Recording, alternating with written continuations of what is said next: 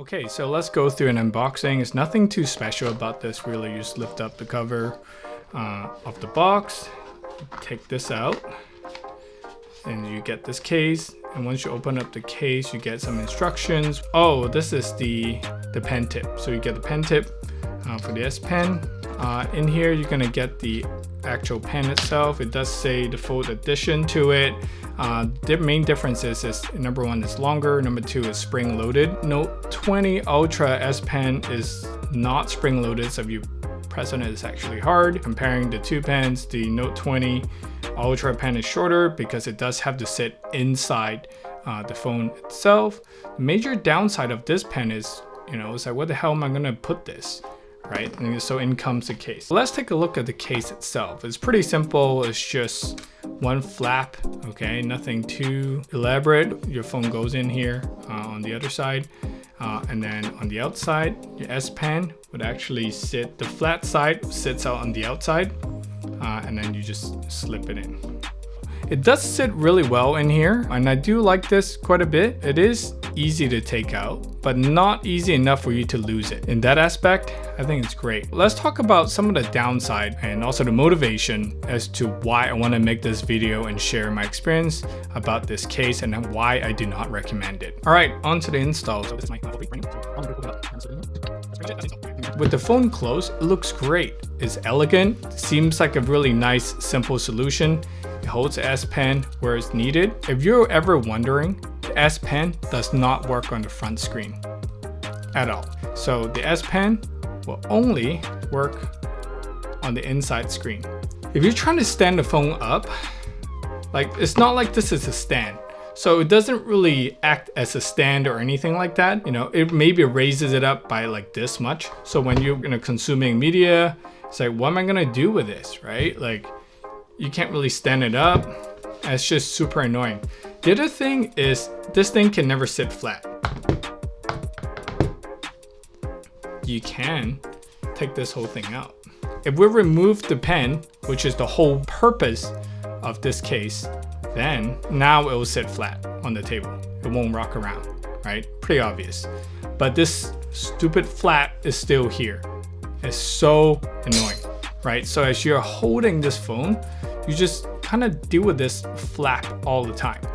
And it just doesn't do anything. It's just kind of really flappy, and it's really annoying. And it does not give you a good ergonomics at all because you're just holding the phone this way. This thing flaps down, as you can see. If you're holding it this way, if your thumb's not on the phone, it flaps away. So it is super annoying. Feels like those cheap cases that you'll buy on Amazon, but this is an actual Samsung licensed product that is less than subpar. So for $79, it's hard to say. I don't know if I'll actually recommend it at the price point of $79. And so this case, I think there was some additional discounts. It ended up only being like $59 if you pre-order. And even at $59, I don't know if I'll buy this case. The only reason why I will take this into consideration is because the S Pen itself is around $50 already. For me, with that discounted price of $59, I was like, great. I just wanted to have a case to protect my phone for the first few days. If you're desperate for the S Pen, go for it. But honestly, if you're not, I would wait on this because I feel like third-party companies would ended up making way better cases than this Samsung official one.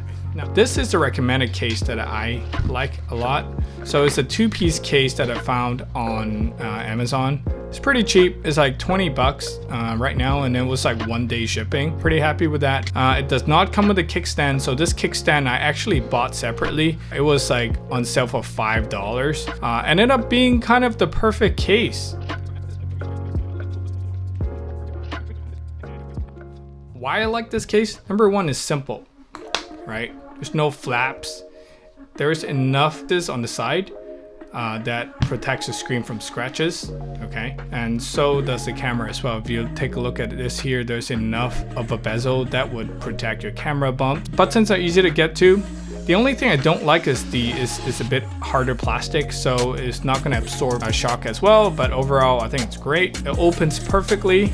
And last but not least, why I like this thing so much. Watch. And now I can consume media like this, like this, like this, like this, like this, to an extent of certain angle. This is about, say, 60 degrees angle right here, and I can still consume media like that on the full screen, and it's all because of this little kickstand.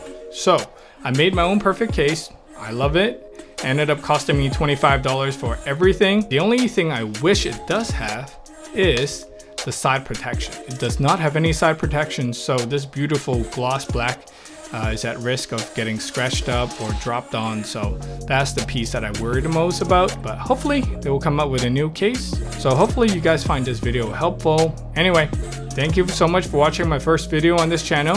I appreciate it. If you guys don't mind subscribing, that would be great. And ring the bell so that you guys can see any more new content relating to phones, cameras, and travel. Take care. Have a good one. Bye.